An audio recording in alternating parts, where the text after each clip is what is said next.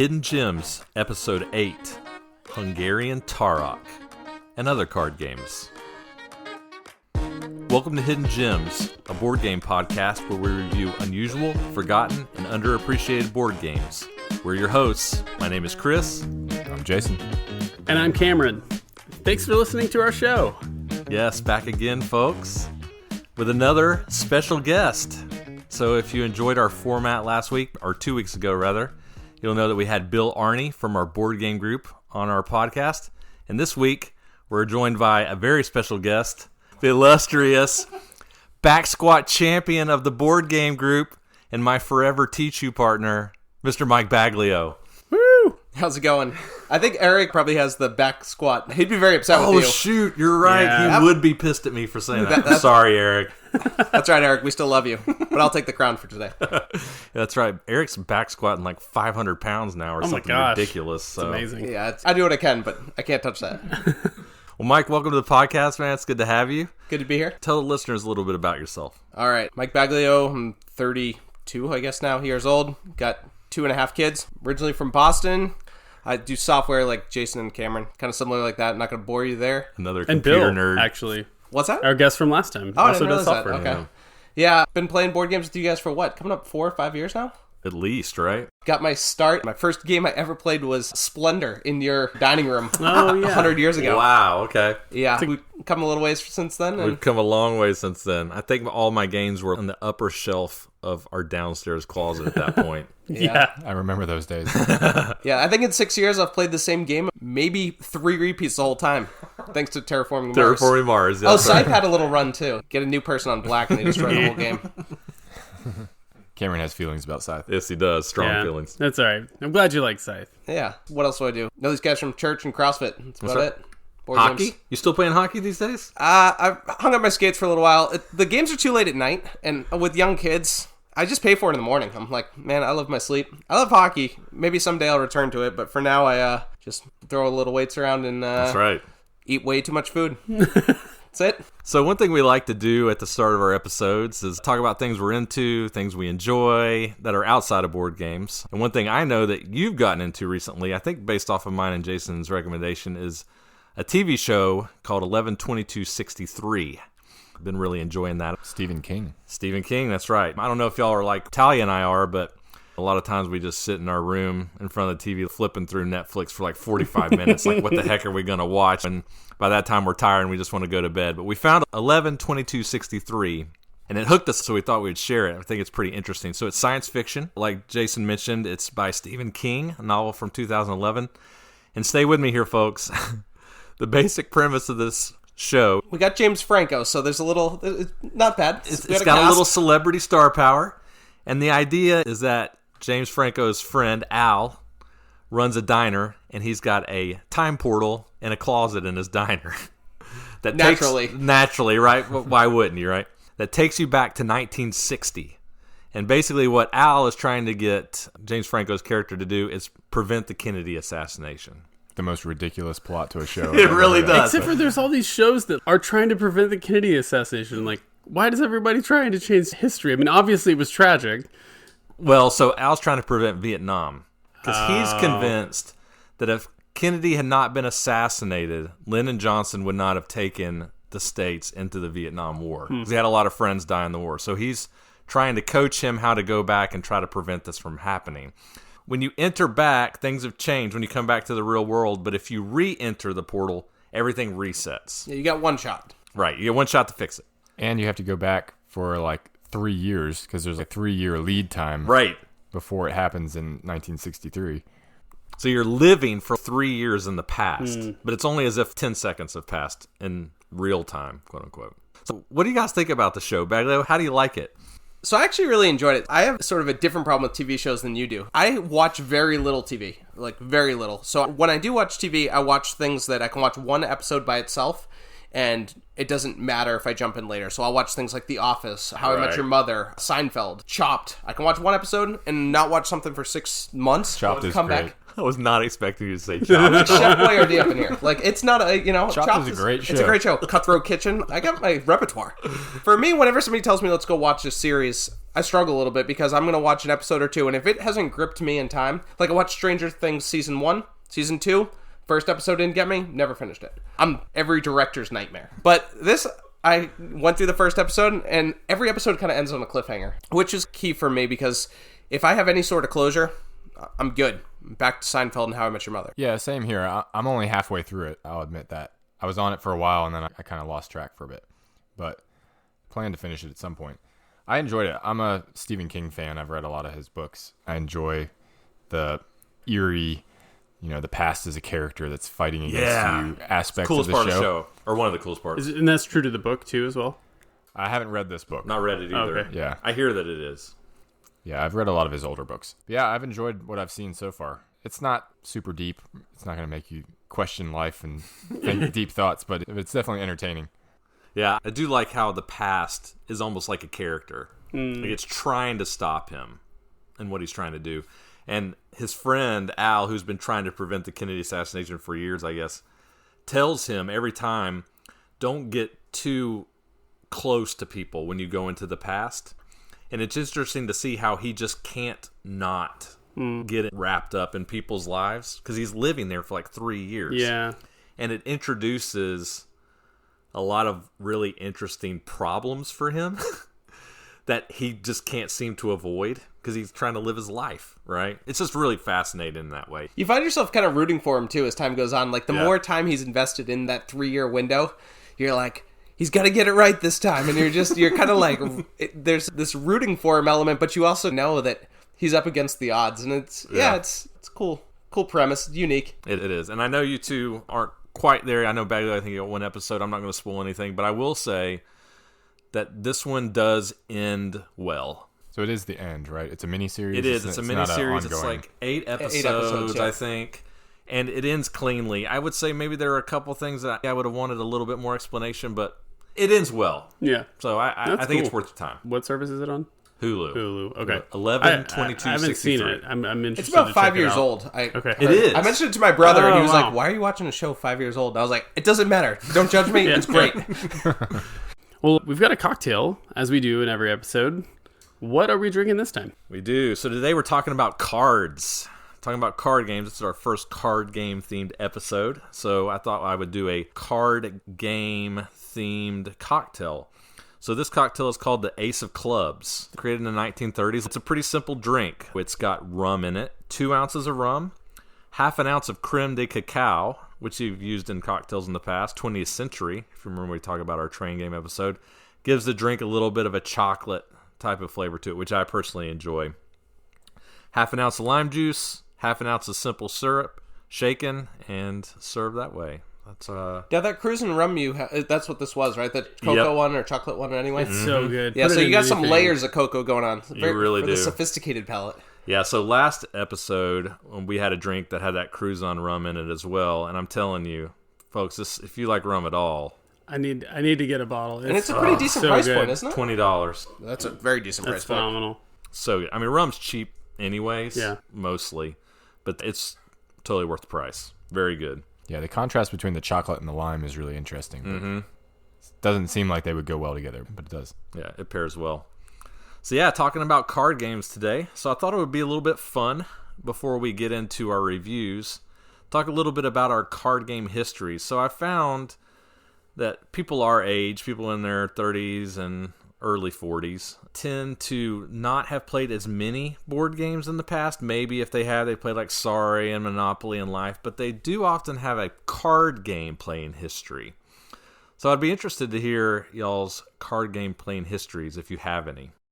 Yeah, for me, my family didn't play a ton of board games or card games, honestly, growing up, outside of Uno. I mean, I played a mean game of Uno growing up, but honestly, coming into college, people would know spades and hearts and all these games, and I was totally clueless. Had never played any of those. So, yeah, pretty short history for me. I didn't have much experience with it, but have really come to love trick takers. So there Really are enjoy like card games no now. regional card games, like this is the game that people from Pennsylvania play or anything like that?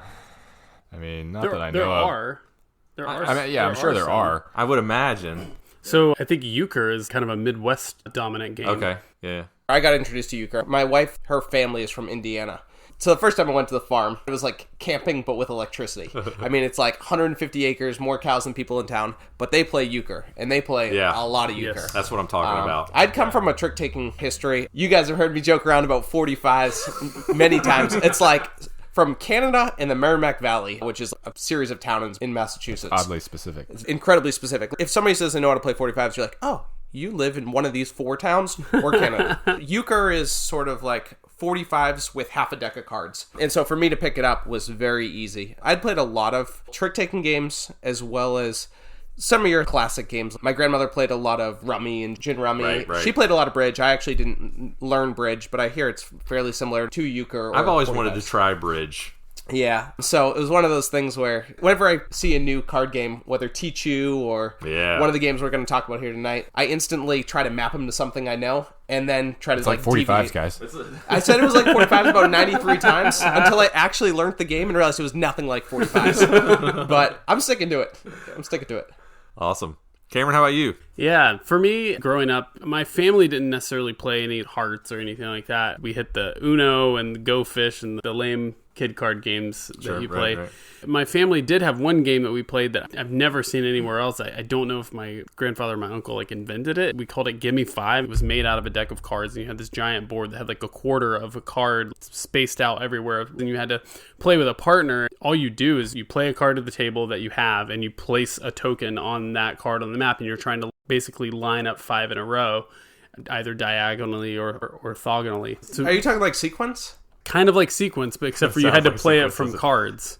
Is that, do you normally have to play? Yeah, so the game is basically, let's say like a long snake of, nobody can see my hands, but like a snake of ascending cards, like the 2 is next to the 3 is next to the 4, you get to the end of the board, and maybe it's going to be like 6 is going to be in the next column, 7 working its way down, so snake its way through all of them to It does have that mechanic, but the board is laid out differently. It's laid out in these triangles of the different suits of cards. I don't know what makes it unique, but we played that game as a family. That's part of the history. In terms of more like advanced games, I never really actually played any trick-taking games. In fact, that's going to play into some of our reviews for tonight. But yeah, so it just hadn't really been exposed to that many. I think I'd maybe played Hearts on the computer. It used to come on like Windows 98 or something like that. And I actually had an experience when I was probably like 18 or so. I had a friend whose father was from Indiana, I think originally, and he was like, you guys should play euchre. And we're like, what's that? And he's like, oh, well, I'm going to teach you. So he taught us how to play euchre, and we played it all night. And we were like so fascinated by it. And I honestly kind of miss playing it because it's been a really long time since I played it. But that was my first experience with that type of partner-based trick-taking game with those more advanced style rules. And then probably the next most meaningful game, besides Dominion, which is a totally different type of card game, was definitely Tichu, which for me is world-changing for card games because I love that game. Yep. I don't get to play it enough. I can't get my family to play it. I've tried to teach them multiple times, and I just get like, I don't want to do this type looks. Tichu is the gold standard for trick-taking games in my opinion. Well, It's not even really a trick-taking game. It's not really a trick-taking game. It's a ladder climbing It's a game. ladder climbing game where you're shedding cards from your hand. Fair, But yeah. I agree with you. Amongst just card games in general, it is the gold standard. I think we would all agree on that. We're all huge fans of it here. It's my favorite card game, and it's really not even close, honestly. Yeah, for me, I have a pretty long card game playing history. So as alluded to, and I kind of segued into this segment, my family really didn't play board games. Occasionally games like a Trouble or Sorry, but they didn't really enjoy them. But my family did play card games very competitively, okay? So growing up, I used to play with my cousins, Uno, of course. We played a lot of a game called Skip-Bo. Yeah. Do y'all know what Skip-Bo is? Yeah. Okay, yeah. So I actually looked it up on BGG today just for fun. Skip-Bo is in the 20,000s on BGG. Crushing it. Okay. It's been years since I played it, but basically you're playing the community piles in the center of the table trying to rid yourself of something called a stockpile, which is a huge deck of cards you're trying to get rid of. It's pretty mindless, but that was a game we played a lot, and my family enjoyed it. They got pretty into it. But the game that was our game was a game that we called Ups and Downs. Okay? It's actually called 45s. I wish it was. It's not like 45s. For a while, I thought this was a game that my family had invented. Oh. As it turns out, it's not.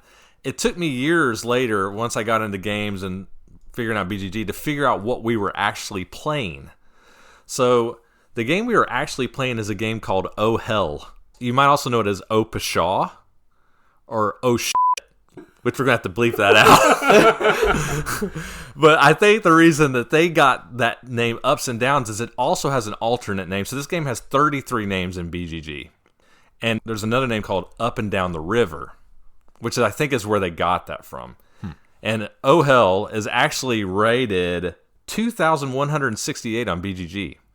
It's not bad. No, it's not that low. So basically the idea with, I'll call it Opashaw for now because my mom is probably fainting right now that I'm saying Oh Hell several times on the... Which is probably why you Sorry, Mom. called it They would Ups probably and die Downs. if they knew that was the name of the game. My family is very conservative. They would be mortified if they knew that this game was called that. But the idea of the game is you're basically trying to predict how many tricks you're going to catch in a hand.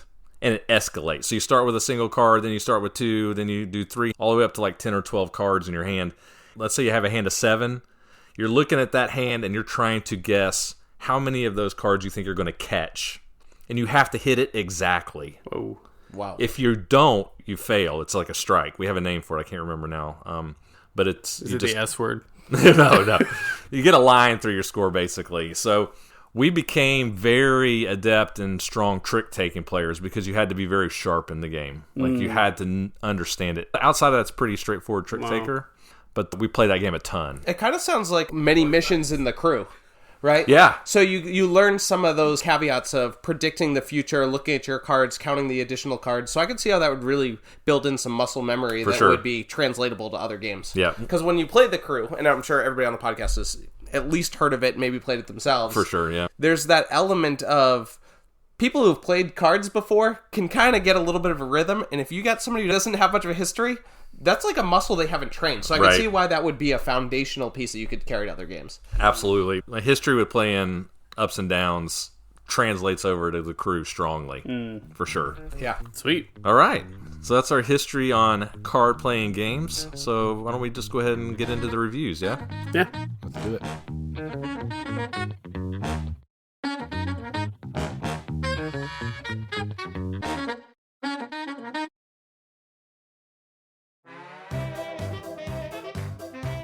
Call them smiley faces or emoticons. Either way, everyone's made one. A wink, semicolon, close parenthesis, or a frown, colon, open parenthesis, tells people exactly how you're feeling. Well, if you can make a smiley face, you can play smiley face. So stop trying and start smiling. Colon, capital D. Oh, gosh. It's cringeworthy. It is. I'm excited already.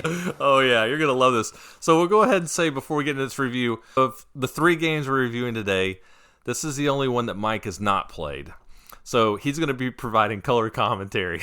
I feel like you missed out. I got to tell you right off the bat, this is a delight. It's like AIM instant messengers come back from the grave. That's right. Also, I had to say, I read the flavored text verbatim. Yes, you did. I mean, who wouldn't want to play a game not with emojis, but with emoticons? Yeah. Exactly. Oh, yeah. All right. Smiley Face, published in 2010, and that makes sense, right? Because we're talking about emoticons here. By Fantasy Flight Games. Wow. Okay? So, in the past, Fantasy Flight had a line of games called the Silver line of games, which were lighter, smaller box games. Fantasy Flight is more known for big, huge, epic-style games like Descent, stuff like that. This is not that. This is the total opposite of that, okay? BGG ranking at the time of this recording. Does anybody care to make a guess?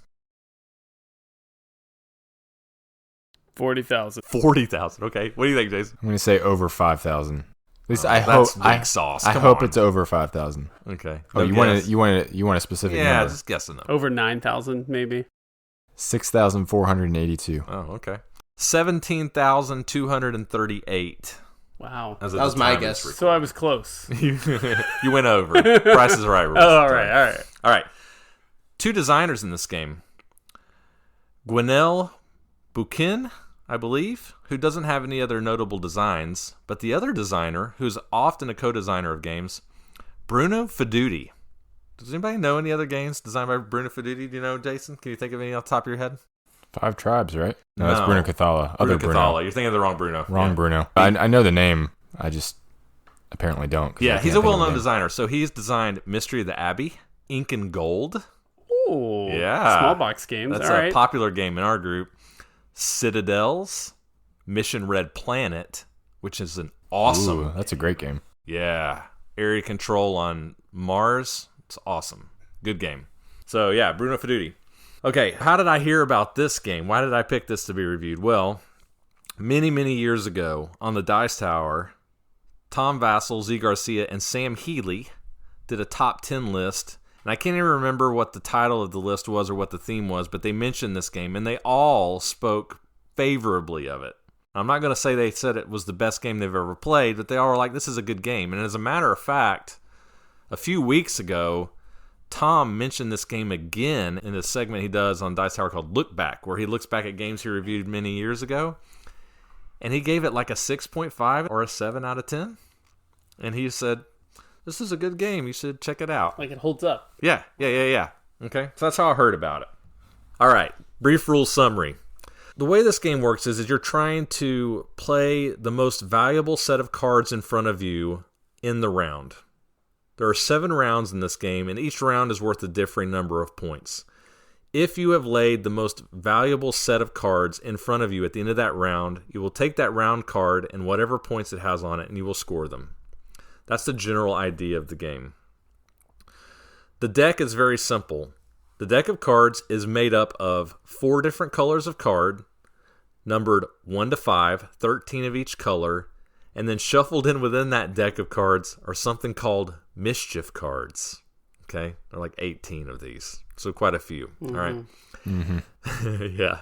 So at the start of each round, there will be a lineup displayed in the center of the table from top to bottom with those 4 colors, red, blue, yellow, green, whatever.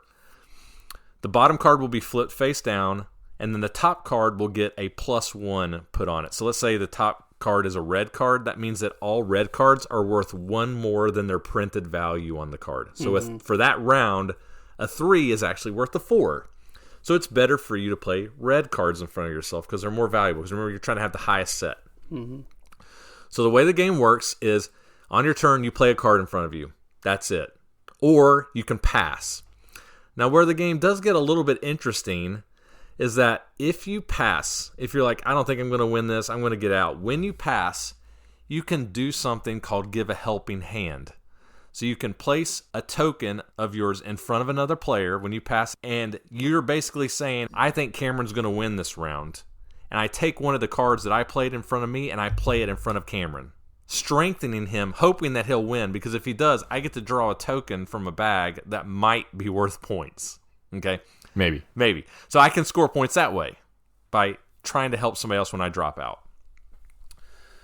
So the round will go around and around like that until everybody has played all their cards out or passed, and then whoever has the highest played cards in front of them will win the round and get the points. And then if you supported that person, you'll get points as well, maybe, from the random draw.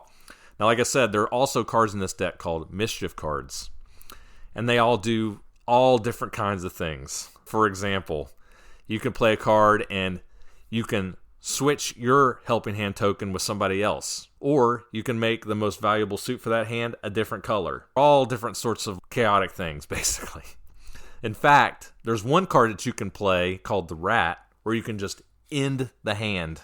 It's over. You play it and nothing happens. Nobody scores anything. It's a one-time play.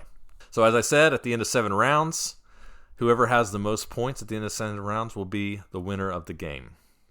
And that's generally how you play Smiley Face. So I got a question right off the bat. So admittedly, I didn't play this game. Yeah. Are there multiple paths to victory? Is the leeching technique You're speaking my valid? language. Because one of the things you keep saying is maybe grab a point from the bag. Is that a valid technique, or is it an arbitrary rule thrown in there but doesn't provide any value? Yeah, so giving somebody a helping hand can get you points. So the way it works is there are tokens valued 0, 1, or 2. And most of the time, rounds are either worth 1, 2, or 3 points. So all things considered, a pretty good number of points. But there's a chance that you could help somebody and they win and you draw a 0 out of the bag. So you didn't get anything, just out of luck of the draw. Okay. So that's a good segue. How did you guys feel about that helping hand mechanism in this card game, where you drop out and help somebody else? Yeah, I thought it was a cool mechanism. It definitely makes you think, well, should I keep playing or should I jump in and try to help somebody? Mainly because only one person can help any other given player, right? So if you wait too long, somebody else might jump in. You're looking around the table and you're seeing who's doing well, right? So if you see somebody's doing well and you wait on it and you don't jump in, somebody else is going to. And so kind of throws back to our previous episode of Medina and Hellas, these games where you're constantly judging, oh, should I jump forward and take this action or should I wait and hold back a little bit? So there was definitely some good tension there, I think, of when do I really go for it with my own cards, when do I hold off and try to put my eggs in somebody else's basket. Right. Yeah, I thought the concept of the helping hand is pretty unique. There are probably other games out there with similar mechanisms, like mooching off of someone else's success, but I don't think I've seen it in a card game before, for sure. Yeah, it was very original for me too. Actually, when I read the rules to this game, I was excited to play it. Like I said, it had gotten some good buzz from the Dice Tower, and I was like, this sounds cool. I like the idea of you're looking at your hand and you're like, it's just not going to happen for me this round. So instead of getting nothing and be like, ooh, Jason looks like he's doing pretty good, I'm going to jump on there and try to help him. And there's a little bit of a timing too, because you might be tempted to try to stay in longer and try to make it work out for yourself. But I didn't mention this rules. If somebody else lends a helping hand to somebody before you, you can't help them anymore. You got to them first. So you're kind of playing this game of, oh, maybe I should just get out now and try to get on Jason because I think that he's going to do it and not keep going on myself. So that was neat. The problem is that... Mischief cards. There are too many. Yeah. The mischief cards create so much mayhem, and mayhem is a great word for this game, that your best laid plans of, oh, I'm going to get out and help so-and-so, help Jason, help Cameron, is really quite meaningless, because once the mischief cards start hitting the table, which they do towards the end of the card plays each round, everything is just scrambled at that point. Yep. It's just total chaos at that point. Yeah, the mischief cards, they inject far too much. You used the word mayhem. I said chaos. Right. Far too much chaos in the game. They obliterate any sense of control that you think you have. It's like I could be set on, oh, I've got a ton of cards of the leading suit, right? The +1 suit. If I don't have a mischief card to combat the fact that Chris is going to play a card that's going to reverse the suit and make it completely worthless, then there's nothing I can do about that. So, hearing kind of what you're saying about the chaos, is there any value in, like, staying versatile? Let's say you're dominant in red. Maybe that's potentially worse than being a well-rounded hand. When I think of a trick-taking game or whatever, sometimes it's good to be diversified, and you have aces in a bunch, and you still maybe have your trump, but being well-diversified might save you. It seems like with the last-minute curveballs, let's say Cameron's sort of betting on himself, and then you go and bet on Cameron. I can sit there with a versatile hand knowing that if Jason blows it up or I blow it up, I might be able to sit behind and pick up the pieces. Is that a strategy? What's the thought there? I don't think so. And the only reason I say that is because the person that usually does win usually does have a monster hand of one color. It may just not be the favored or the boss suit for that hand because it might change. There's just so many things that can happen to interfere with that person's strength to make another person overtake them. So it's the last chaos card wins. Yes. Yeah. And so you picked up on that and you've not even played the game. So what happens in this game is if you don't pass early, is everybody holds their mischief cards to the very last card, and then everybody will play them. Bombs. And then crazy crap will happen.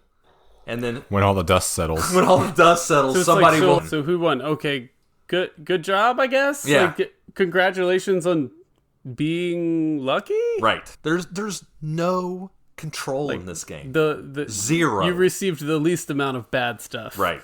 Yeah. It's crazy. Craziness. Well, that's probably enough complaining about this one. That's all I have to say. Do we want to move on to our final ratings? Yeah. I mean, yeah. This is a short review. I don't have anything else to say about this one, honestly. Let's move on. Okay. Final thoughts.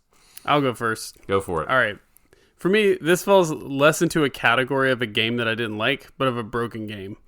On our scale, that's a 1. Injecting Take That into a game through something like the Mischief cards is one thing if their effects were more limited and timing could make a difference in your ability to score points, but I found That basically it doesn't matter what kind of hand of cards are dealt, good or bad. By the end of a round, so much crazy stuff has happened that no one could mitigate or anticipate, that no player can honestly be credited with victory or failure.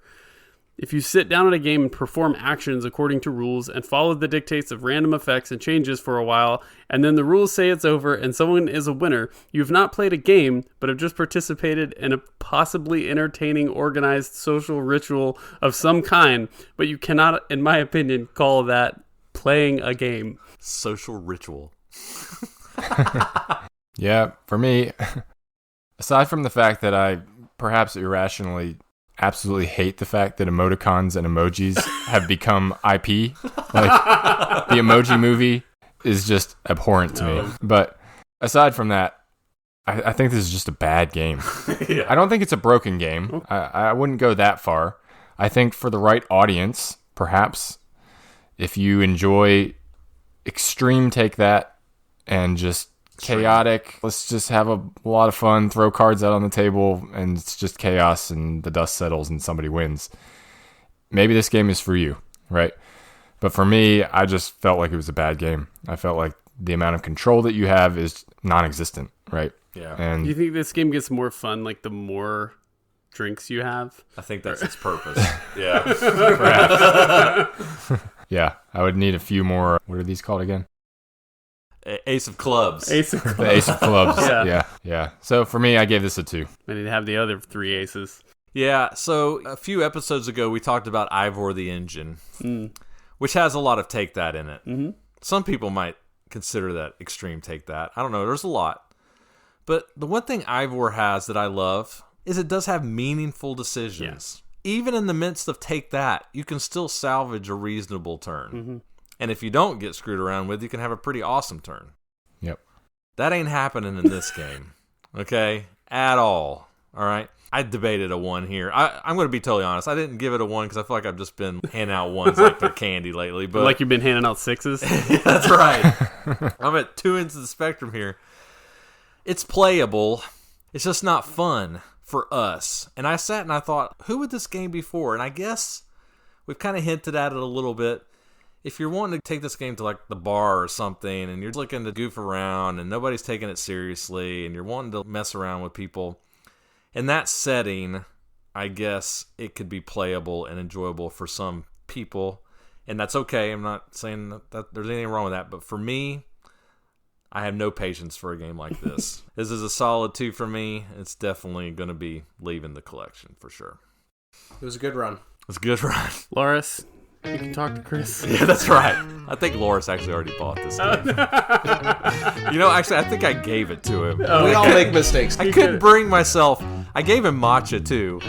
Oh, Because really? I'm not going to charge him for that steaming pile, I can't do that to him. But yeah, I think he has it right now. All right.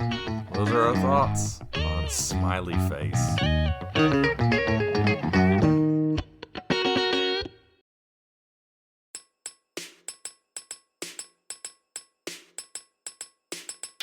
One man's trash is another man's treasure.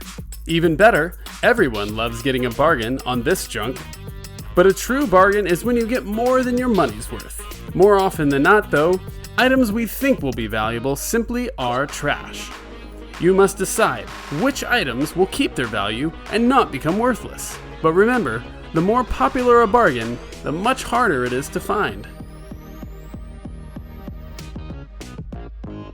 Bargain Hunter. Nice. Bargain Hunter, published in 1998. Were you even born yet, Baglio? Born in 89. Thank you there, Chris. I appreciate that. 1998. It's 9 years old. Probably out of diapers.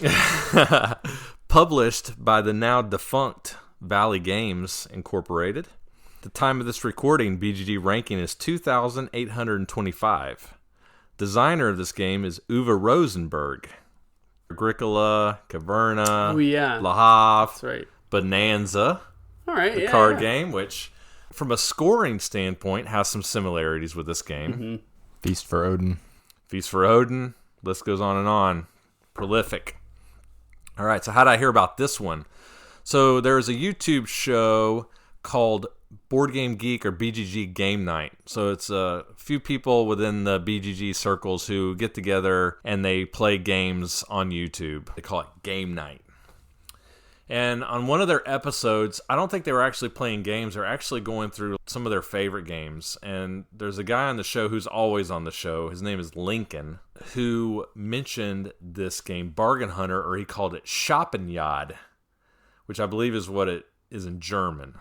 Okay. I thought we were going to say Boston. Schappenjagd. Schappenjagd. So So yeah, Schappenjagd or Bargain Hunter. Brief rule summary. As I mentioned, this game shares some similarity with Bonanza in the way that it scores. Mm-hmm. So if you recall, if you played the game Bonanza, the bean farming game, at the end of the game, you'll get a number of points equal to the number of cards in your coin pile. This game is very similar in that regard, although it adds an interesting wrinkle. So in Bargain Hunter, you have a bargain pile, which is kind of like your coin pile in Bonanza, but you also have a junk pile. So at the end of the game in Bargain Hunter, you will get a number of points equal to the number of cards in your bargain pile, not their value, just number of cards, minus the number of cards in your junk pile. That might be positive, that might be negative, depending on how well you did. And whoever has the highest score at that point wins the game. All right, let me talk about the distribution of the deck. Okay, so the way the deck is structured is there are 6 different colors, and those colors run from 1 up to 9.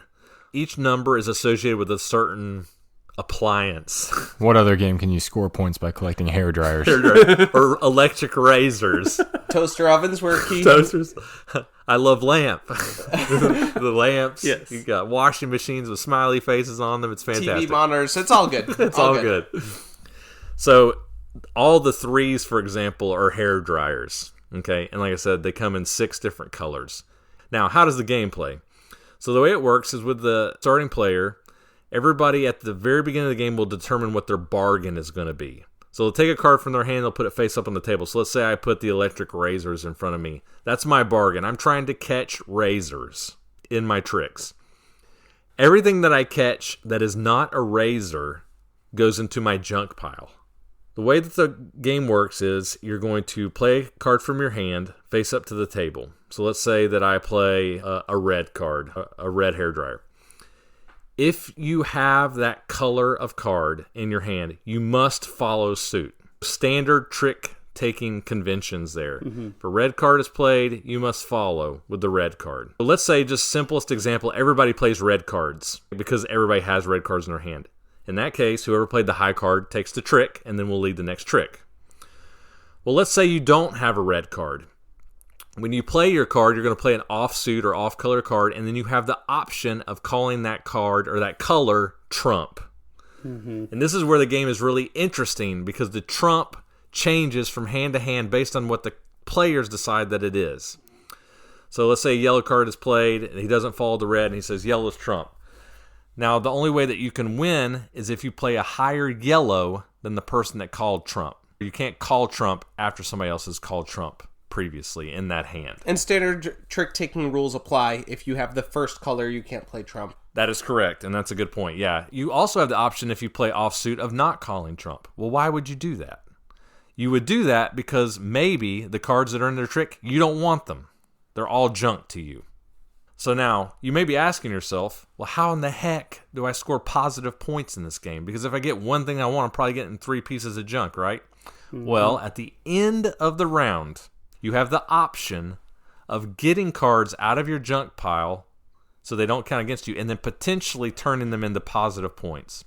So the way that works is, if I had 5 hair dryers in my junk pile, I can discard 2 of them out of my junk pile, and then every card in excess of those go into my bargain pile and become positive points for me. And now I'm going after hair dryers. You'll play a specified number of rounds. At the end of those number of rounds, whoever has the most positive points wins. And that's how you play Bargain Hunter or Schappenjagd. All right, so there are a few interesting things about this game. The way that you can declare trump is pretty unique for trick takers, but one thing that I was really fascinated with was the junk pile. Mm-hmm. So obviously you're very interested in trying to make your bargain pile as good as possible because that's your positive points, right? But the junk pile can be a liability, right? Because the more cards in your junk pile, the more negative points. But you can also manage that junk pile as well. How did you feel about the junk pile in this game? How you manage that? Yeah, I thought it was really interesting. It's challenging. I found it especially challenging just to remember what's in my junk pile, right? Because you start to collect an awful lot of junk throughout the course of this game. So I'm like, okay, what junk numbers am I going for again? I can't remember. So I'm constantly flipping through that pile of cards. Yeah, you can look. But yeah, I think it becomes really important to remember what junk you've collected and to really do your best to try to focus in on just a few certain types. Because if you start to diversify too much, if you start ending up with junk of all kinds, you're going to have a really hard time getting rid of it. Maybe you explained it in the rules, but you only have so many opportunities to discard that junk. At the end of the round, you can discard one type of thing. So if you have 7 types of things in your junk pile, you only get to discard one type of thing. Right. And there are only so many rounds, so you only get so many chances to do that. So if you start collecting too many different types, then you're stuck with those. Yeah, I thought it was a really interesting balancing mechanism because you can score more points theoretically off of your junk than you do off of your bargain cards. Right. If you plan it right. Yeah, so I actually liked this game far more than I thought. So what I liked is the element of what was visible to the rest of the people at the table probably shouldn't be your primary goal, because if it is, you've already lost. There was an element of I became more stingy the longer we went. So the first round, it was just grab as much as I can. And then as the rounds went on, it became almost like a knot. So I'm going to get everything other than 2s and 6s. And then the next round would be everything other than 2s, 6s, and 8s. And so I slowly chopped my way down because you can turn your trash into treasure. Yep. For me, it was become more picky as time comes on because it's a little fuzzy early on what you're even going for. You think you're going for 3s, and then 2 turns later you realize you got 2 3s, but somehow you ended up with 4 6s, and you weren't even toasters going now. for them. Yeah, and so like there's kind of that constant reevaluating your hand where if you get tunnel vision, you've lost. Yeah. And if you get tunnel vision with what's face up, it's going to be a long game. Yeah, yep. Along those lines, my first play of this game, and this is what I was alluding to earlier, is I had never really actually played trick-taking games before. Yeah. And so in a few cases, I was actually being forced to play out into a losing trick the card that I was going for, and I got so mad. I mean, we're talking like Chris and Tonga Bonga mad. Like, I was like, whoa, but I'm going to lose. I'm not going to be able to get it. You're forcing me to play the cards that I need. Once it clicked for me, like, oh, no, this is just part of playing a trick-taking game. You got to do it. And the fact that, of the point that you just made, you have to start to focus and to try to plan and sometimes even bizarrely capture tricks that don't seem to be things that you want. Yeah. Because you're going, but 2 of these cards are going to line up with stuff that I'm planning to get rid of later. That's when you're really playing Bargain Hunter, I think. Sure. Another thing I like about this game, there's memory to this game. Absolutely. I need to be remembering, I shouldn't throw a washing machine in here because Jason's winning this and he wants washing machines. It's not in his bargain pile, but I've seen that he's been trying to collect it in his junk pile to turn it into points, right? So if you don't like memory elements in your game, you might not like this because you definitely do have to be keeping track of that, not just for yourself, but for your opponents. Trying to juggle all of the numbers of card counting that's there, I can see some people being really good at this game, but I can also see the average person getting lost in the minutia, which is actually a good thing. If it's too easy to count all the cards, you've lost the game. So I think that it really lets people who are good separate themselves from the pack, but even if you're good, you're not flawless. Yeah. Nice. Yeah, one more thing that I wanted to mention, and this was actually a small con for me in this game. So in one particular game, I tried to play the game very lean. So what I mean by that is I was not trying to get junk at all. I was trying to just catch my bargains and get minimal junk. And I did that. I was actually successful. And it wasn't easy. You had to really navigate your hand. And I enjoy that. You know, there's that player that likes to shoot the moon. Try to catch everything. Get lots of tricks. Catch lots of cards. I enjoy having high cards and sloughing them off in tricks and trying to pass through hands. And I did that in that game. And I didn't win. And it really wasn't that close. And it was a little bit deflating to see that I lost because my opponents were just catching junk hand over fist. And I was like, man, their junk piles are huge. But then they turned so much of that junk into points it negated my strategy. Mm-hmm. Sounds like you weren't playing Bargain Hunter. Well, maybe. So maybe you're just not supposed to play the game that way, but I wanted to play it that way, dang it. So, it's a ding for me, okay? You're welcome to play it that way. You're just going to lose. It just, I liked the idea of that, and it just didn't work out. Let's move on to final thoughts. Do you want to kick us off, Mike? Yeah, sure. So, this game admittedly came in with very low expectations, which might help it score a little bit. I think whenever reviewing a game, you gotta accept what the game is and what it isn't, right? This game is not your hour-and-a-half long game, your featured presentation. It's very much a filler game. I don't know if we've established that, but it's a filler game. It will keep you entertained for 20 minutes, and then you move on. At least that's kind of the way that I felt about it. It had a very low barrier to entry. I think the rules were explained to me in under 10 minutes, which Mike Regan would like this quote. One of the guys we play with, he said a Mark Twain quote the other day, which is, "I wrote you a long letter because I didn't have enough time to write you something short." And I think that's kind of true for this game. There's not a lot to it, but it kind of fits a need. I enjoyed it. So for me, I was between a 4 and a 5. Not because I think it's the greatest game ever created, but I'm also sort of at a point in my life where I've played a lot of heavy games, and I enjoy a heavy game, but I have trouble getting people to play a heavy game. And this, I feel like I could sit down with my wife or my parents or my in-laws, and they'd sit down and play with me. And I think that there's an element of simplicity that has a level of beauty to the game where it's not death by rule set. I would say, to your point, Chris, the multiple paths to victory, if it's always the strategy that I used, which is you start with a broad brush and you get thinner as it progresses, if that's the only path to victory, then I would knock it down from a 5 to a 4. I wonder if it might be, but... But if it does pan out that with some experience you can have multiple paths to victory, I would give it a solid 5. So I guess I'm still sort of to be determined. For the sake of the podcast, I'll give it a 5. You got to commit, yeah. I'll give it a 5 because I think there needs to be games that can be entry-level games. Sure. Splendor was that for me, and I think there needs to be something to cross people over from Settlers Catan to the vast array of games that actually exist in the genre. So I'll give it a 5. Awesome. I'm also going to give Bargain Hunter a 5. I felt like I had a lot of control over what I kept and tried to score in this game. I feel like this is a decent first trick-taking game. Like you were saying, sometimes you have to have a low barrier of entry. I think it helps you get familiar with the fundamentals of playing your hand without the pressure of coordinating with a partner like other trick-taking games. It's relatively short, relatively uncomplicated. I think that goes a long way for a game that offers as many good decisions as Bargain Hunter. And one thing that we didn't talk about is the art in this game.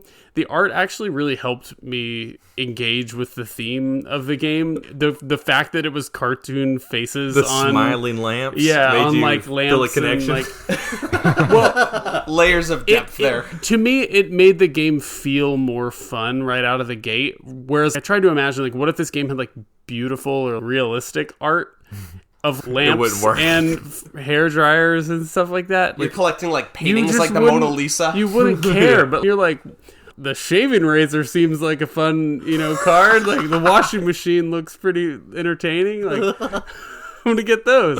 I don't know. To me, that just made it just made a difference to me for some reason. Cameron's gonna quit writing code and start working at Sears. I just love appliances, man. Awesome. You love lamp. I love lamp. Yeah, so you mentioned control in this game, and this could be a personal problem of... It is. Just, yeah, I'm sure it is. Of not having played tons of trick-taking games, but I felt like, compared to other trick-taking games that I know, I felt like I struggled to have control in this game more than I felt like I should. It's really difficult to look at your hand when it's dealt to you and know, okay, this is how I should play this hand. And that's just an aspect of this game, right? I don't know if I necessarily list that as a con, but for me, when I was thinking about it overall, I enjoyed the game. I did, but I think the amount of control felt fleeting at times, where I was like, I really wish I had control and was able to dictate a little bit more where I'm trying to go with this particular hand. And sometimes it felt like, regardless of what I was doing, I was being forced to play cards in a particular way that I didn't feel like I had the control that I wanted to have. And again, that's probably an experience problem, and it doesn't mean that I didn't enjoy the game by any means. I gave this game a 4. Okay. Because I enjoyed playing it. It's short, like Mike said. It fits that short time frame, simple rule set, different strategies to attempt I enjoyed the game, and I gave it a 4, but I think for me, I struggle with that control aspect a little bit. Yeah, I think I'm in line with Baglio on this one. I was really on the fence here between a 4 and a 5. I definitely enjoyed aspects of this game. I definitely do feel like you do have some control in this game in the way that you manage your hand and trying to set yourself up to not catch too much unwanted stuff at the end of a hand. I will say I am going to give this game a 4. I almost gave it a 5, but for me, again, it put just a little bit of a bad taste in my mouth when I was in that one game and I was doing a really good job of catching my bargains and not getting a lot of junk, which seems to be the point, right? Like, I want the bargains. I don't want junk. And other people were just grabbing cards like crazy, and then I didn't do as well. I was like, I thought I was playing it the way I was supposed to be playing it, right? But as it turns out, I think, wink, wink, without him actually coming out and saying it, you're trying to catch bargains, but you're also trying to catch a lot of junk and turn that junk into bargain. That's fine. It just rubbed me a little bit the wrong way that strategy wasn't viable. And so for that reason, it landed on a 4 for me. But having said all that, I think it's a good game, almost an excellent game. I'm keeping the game. I enjoyed the game. And for what it's worth, I think the game is much better than Bonanza. I don't love Bonanza. I sold Bonanza a long time ago. It's just okay for me. Yeah, I would agree with that. All right. Well, if anyone's out there listening and wants to give Bargain Hunter a try, where can they find it? Yeah, so as I mentioned, this was most recently published by Valley Games, which is defunct. That publisher is long gone. But there are some copies on BGG, 10 right now at pretty reasonable prices, and they'll probably be going on and off intermittently, I would imagine. They're not, running them up on there, so you can get it if you want. Cool. Well, that's a wrap on Bargain Hunter. All right.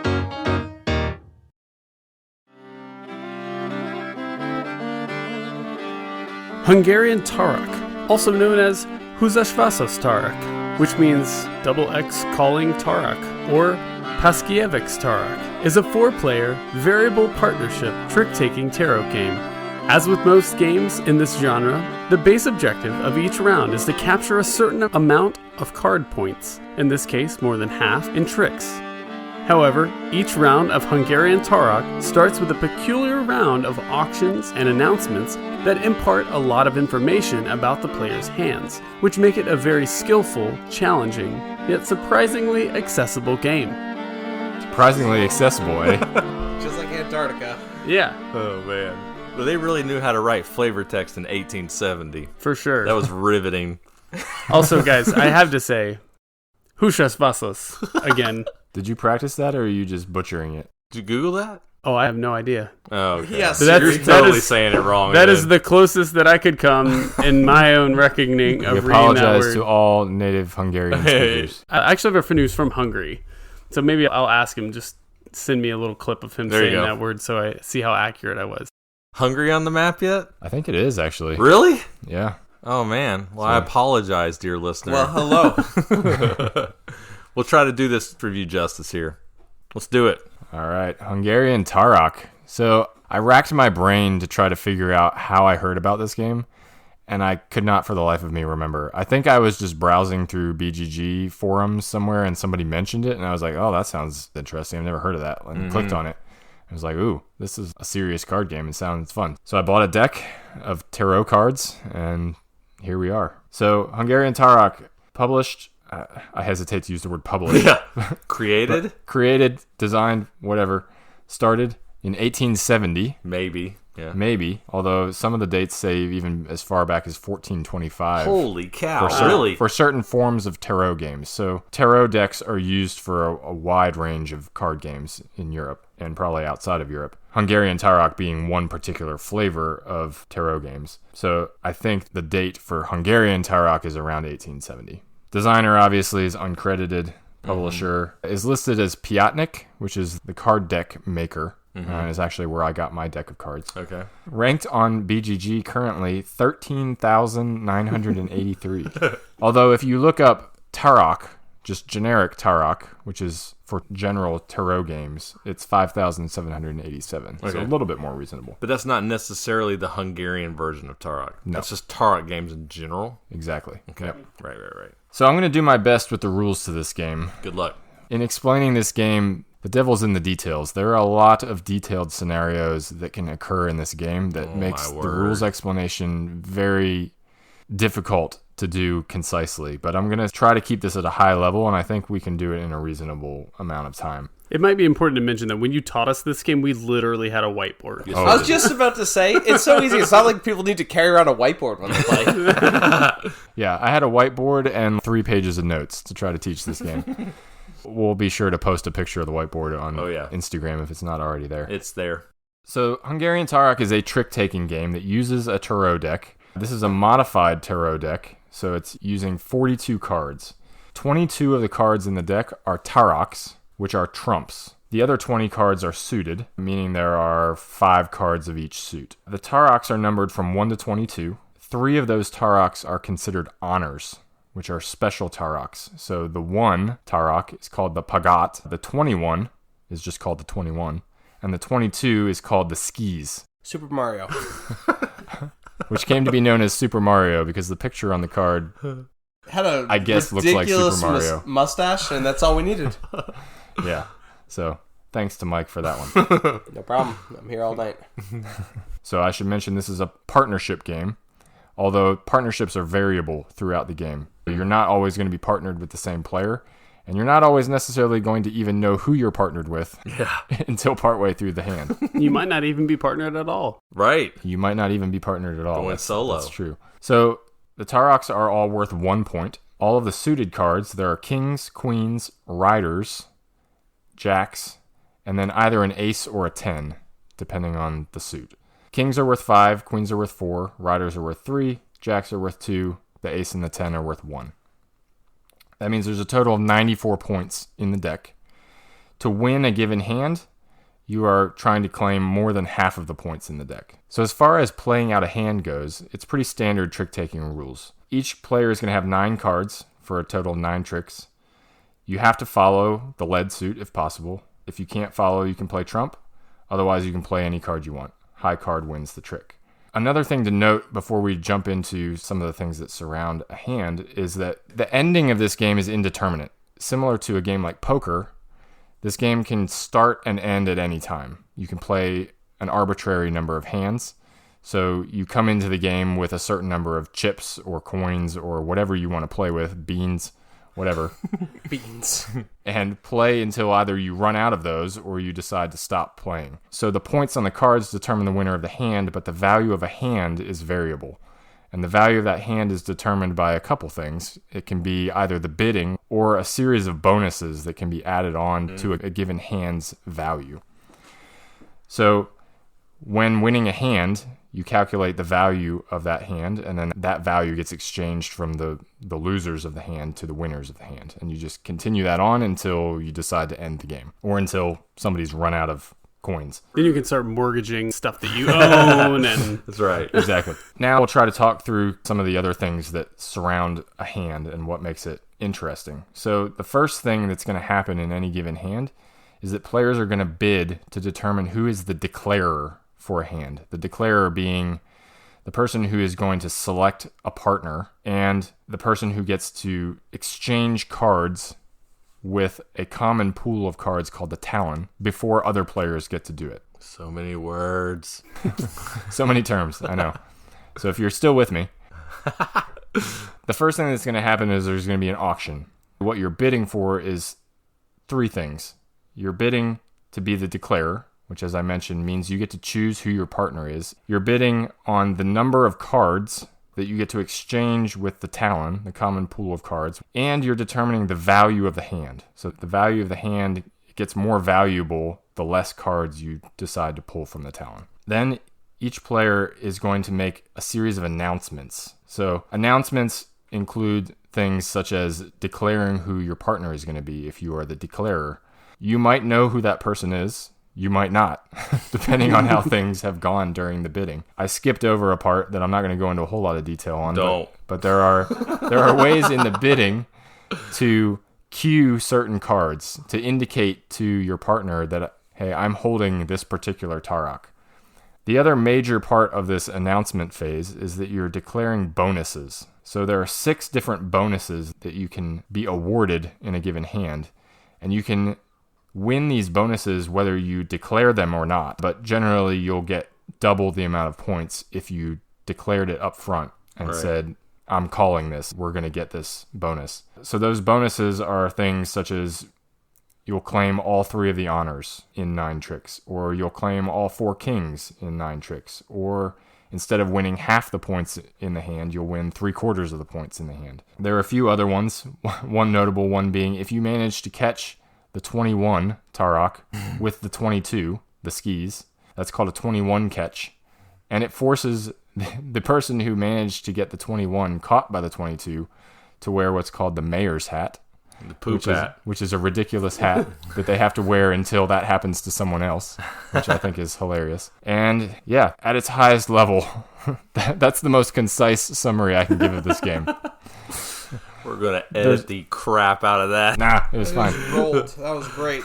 Honestly, I found that to be rather concise. That's about as concise as I could make it. I mean, we spent a full hour going over the rules the first time. Yeah. So that is Hungarian Tarokk. I have so many thoughts. So I mentioned as I was explaining the rules to this that this game doesn't have a determined beginning or end. Mm-hmm. I guess it has a determined beginning, but it doesn't have a determined end, similar to a game like poker. So what were y'all's thoughts on that aspect of the game? We'll kind of start there before we dive into some of the more complex elements. Yeah, that's one thing you definitely need to be aware of this game right off the bat.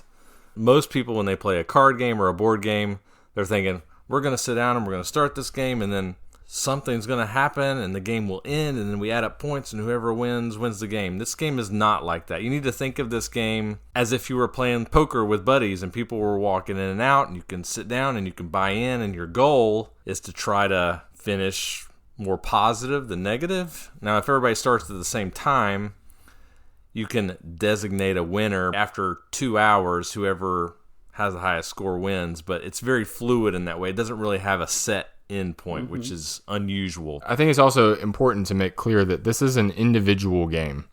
Despite it being a partnership game, you are playing for yourself and yourself alone. Yep. You will be partnered with somebody in every hand, but because that partnership changes every round, you're playing for yourself. Yep.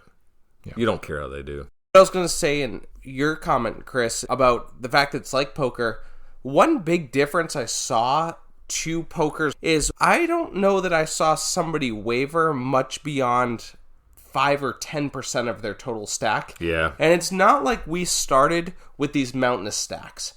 If somebody doesn't know what they're doing in poker, specifically no limit hold'em, you're going to be broke pretty quick. Yep. We'd play for 3 hours and someone would make $2, someone would lose 6, someone would win 4. It kind of had a weird feel from that perspective. I thought about that in relation to this question because honestly, one thing that really helped me understand this game is like, oh, it's like the same position that I would be in as if I were playing poker, right? I'm trying to not pay out and try to earn points in. And I think that a big difference maker in this game is we played very conservatively, it felt like to me. And I felt like part of the reason for that was because we weren't really confident players. In the sense that we don't really know what it takes to utilize some of the bonus announcements. I think the biggest hand that I remember us playing was something like 16. I think my overall point is if you're not utilizing those bonuses in the round, you're not going to have big point swings. Yeah, I'm really glad you brought this point up because a lot of our hands did seem to be really low stakes. I mean, there were some games or hands where we were playing for like 1 or 2, right? Which is not very exciting. When you think of it in terms of it's not points, it's dollars. Sure, right. Like, then it's like, okay, the equivalent would be we're playing a hand of poker for $1. Right, exactly. Except it just felt low hand stakes. of poker, if you think flop, turn, river, you're talking a minute, 90 seconds? Right. These hands would take really long. 8-9 minutes right. for that same $1, $2. It was tough to really wrap my head around, are we just really bad at this? Or are the stakes almost arbitrary? Yeah, and I think the conclusion that I came to, and I think we all did, now, we're not seasoned players, we haven't been playing this our whole life, but it seems to us that these bonuses, where you can really add a lot of points to the hand, calling troll, calling contras on your opponents, is just really, really, really hard to pull off. I mean, trying to catch, what is it, Jason? 4 kings?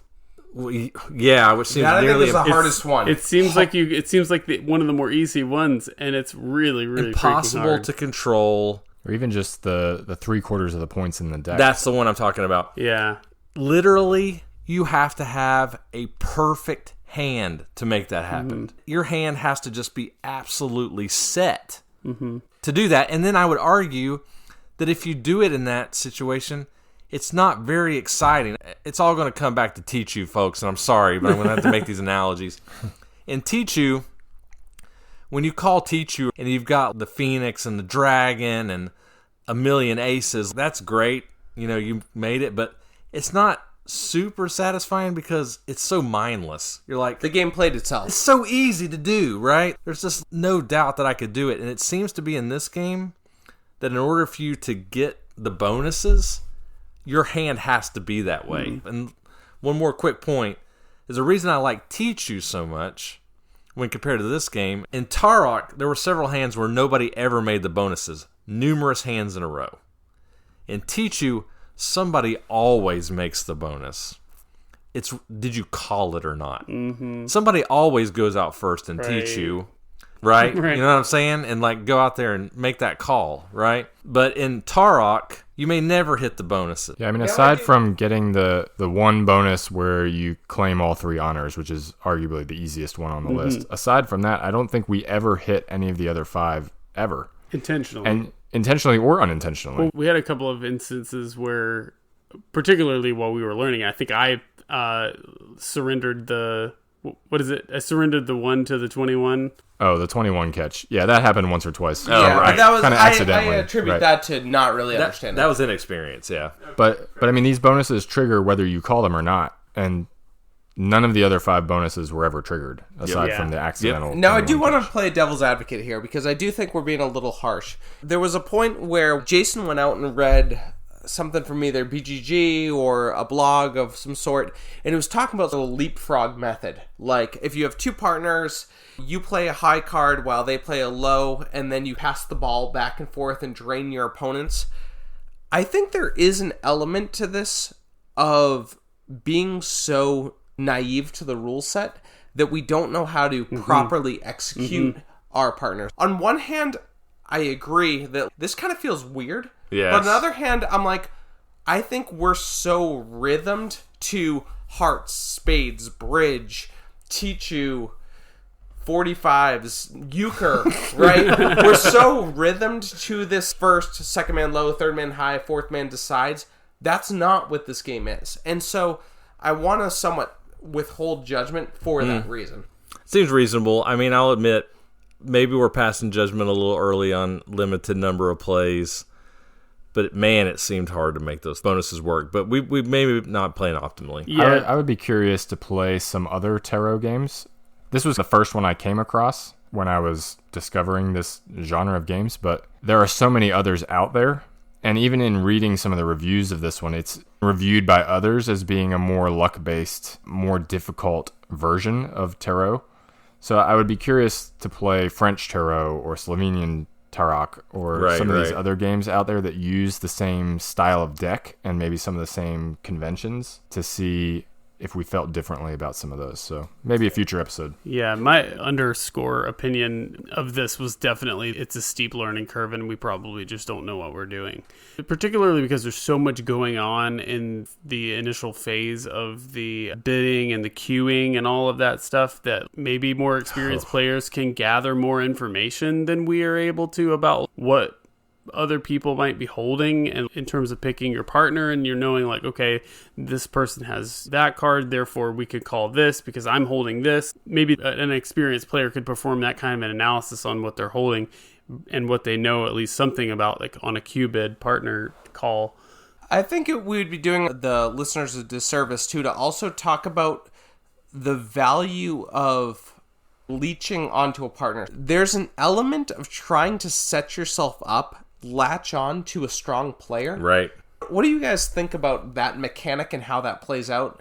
I'm going to talk a little bit about Q bidding and answer your question because I did want to mention this really briefly. But there is this element of cue bidding where you're trying to indicate to the people at the table what kind of card you have to get the declarer to call you as a partner, to try to link up strong people, to dominate everybody else at the table. And I didn't love that either, because the idea of being able to ensure that the two strongest people at the table end up on the same team and then just run roughshod on the other two people at the table just doesn't sound fun. You know what I mean? Not to mention that the cue bidding is confusing as well. This Very like confusing. Jumping one or two in the bid when you can have holds and stuff like that. It's a rule so set. complicated. Yeah. It's like Advanced Squad Leader, the card game. I mean, it's like, well, if your partner is holding a 19 and he jumps 2 and it's cloudy on a Wednesday and you had bacon in the morning, then you can call him as your partner. And I'm like, geez, this just seems like so much. ate bacon. Seems like so much work and mental effort just to be like, oh, you have the second best hand at the table. Let's be partners and crush these other two idiots, you know? I don't know. I just didn't love that.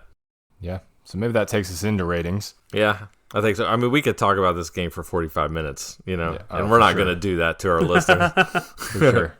Yeah, so I can start. I'll go ahead and say right out of the gate, I rated this game a 3. But that's because I'm trying to view this game through the lens of our average listener, Sure. the person who's listening to this podcast, and whether they're going to want to go out and try to explore this game and sit through several hours of trying to learn the rules and then teach the rules. And I think that with that perspective, I would give this game a 3. That's not to say that there's not more depth to it. That's not to say that a more experienced player, someone who grew up playing this style of game, might find a lot more depth and a lot more enjoyment in it. I think that's likely that that's the case, right? Mm-hmm. But for me, my personal enjoyment of the game, having given it the best shot that I could given the amount of time that I have in my life to dedicate to something like this, right? Yep. For me, it came out to be a 3. All right. So I'm going to start out by saying I definitely want to play this game more. The difficulty of the game for me isn't so great that I don't care to keep figuring it out and failing along the way or muddling through. I think I'm really interested to see what it's like once we have a better feeling of what it takes to call some of the bonuses like the kings or the double or volat and actually win. I think that the time and effort that we invested in it would make something like that happening in a hand really, really satisfying and exciting, particularly because we're frustrated that we don't feel like we could do that. So as little as it's worth, for me as a reviewer who hasn't really played this game very much, I rate Hungarian Tarokk as a 4. I definitely want to continue to explore it and learn. The difficulty level, honestly, for me, keeps it from being a 5. Because I think that this game could be really exciting if I actually understood it. Right. All right. Wow. Okay. So I think I probably sounded a little bit overly negative in this review. I do think this game has a lot of interesting parts to it. I don't think we mentioned enough the fact that half the deck, or maybe over half the deck, is trumps, which is wholly unique and very unusual and creates for some really weird play and even a bit of card counting that I enjoyed. But I think at the end of the day, the thing that I kept coming back to is the complexity of the game, specifically the complexity regarding figuring out who your partner is and cue bidding and all the crap that even happens before you even start playing the hand. It's just too much. Yeah. It's prohibitive, right? I can't see why I would choose this game over a game like Tichu and try to wade through all of this stuff before a card has even hit the table. I mean, literally, 45 minutes of the rules is just stuff that happens before a card is even played. Right? I don't know. I think I'm with Jason on this one, in that for the average listener, I don't think they're going to be able to endure that. And I don't think I can either. Again, I kept coming back to the fact, why would I play this instead of Tichu? I wouldn't, probably. So for me, it's a 3. Yeah, so for me, kind of more of the same, although I guess I would say I arrived at the same conclusion for a slightly different reason. I very much love lifestyle games. I like chess. I like 45s, which you guys have never heard of. I like euchre, which is 45s with training wheels. I like games that you can play forever, and there's multiple layers to it. I think this falls in that category. That being said, if I'm going to invest an hour and a half into learning rules of a game, I'm going to play Zolkin, I'm going to play Terraforming Mars. There's so many games with such great depth. If I'm going to invest an hour and a half just to be functional, forget good, just functional. Right. And so for me, I actually kept going back and forth between a 3 and a 4 because I think that to the right person, if they embrace this as their lifestyle game, they could probably give it a 4 or 5. Who knows? Maybe they give it a 6, right? But for me, as somebody who's just scratched the surface of it, I see the potential of it being a 4 or above. But for the average listener, for the person who says, hey, look, I want to explore 100 games in a year, this just is not one of them. Yeah. So I'm going to give it a 3. If you just are in love with trick-taking games, you love layers of depth, then maybe this is for you. But for the average person, I would just say there's better ways to invest your time. It was a great review. Whew. Well, there you have Who it. knew? Who knew Mike Baglio could review games? I'm with like an such onion, like Shrek, precision. layers Look at this depth, guy. you know? All right, those are our thoughts on Hungarian Tarokk. Well, thank you so much, everyone, for listening to our show today. As always, we owe a debt of gratitude to everyone who follows and interacts with us on social media, especially those of you who have taken the time to rate the podcast on your platform of choice or leave a review on Google or Apple Podcasts. Thank you for that. All of that really helps us to expose the show to others who might be interested in what we're doing here at Hidden Gems. So please share the show with your friends, with your family, connect with us on social media. So until next time, I'm your host, Cameron. This is Chris. I'm Jason. And I'm Mike. Thanks for listening. This episode of Hidden Gems, number 8, was recorded in Raleigh, North Carolina on May 9, 2021. Join us in 2 weeks when we will be giving an update on our BGG mining efforts and then reviewing a trio of games centered around a mining theme. Hidden Gems is produced and edited by Chris Alley, Cameron Lockey, and Jason Yanchuleff. Our show's logo was illustrated by designer and artist Katelyn Nieto. Check out her work on Instagram at It's Katelyn Nieto. We would love to hear from you. Feel free to join the discussion on our many social media accounts. You can find us on Facebook at Hidden Gems Board Game Podcast, Instagram at hiddengems.podcast, and Twitter at Hidden Gems Board. Disagree with one of our reviews? Have something you want to say about one of the games we discussed today? You can also make your voice heard on our Board Game Geek Guild at BoardGameGeek.com. Once again, thank you for joining us on Hidden Gems, and until next time, fellow gem seekers, enjoy your games and enjoy your search.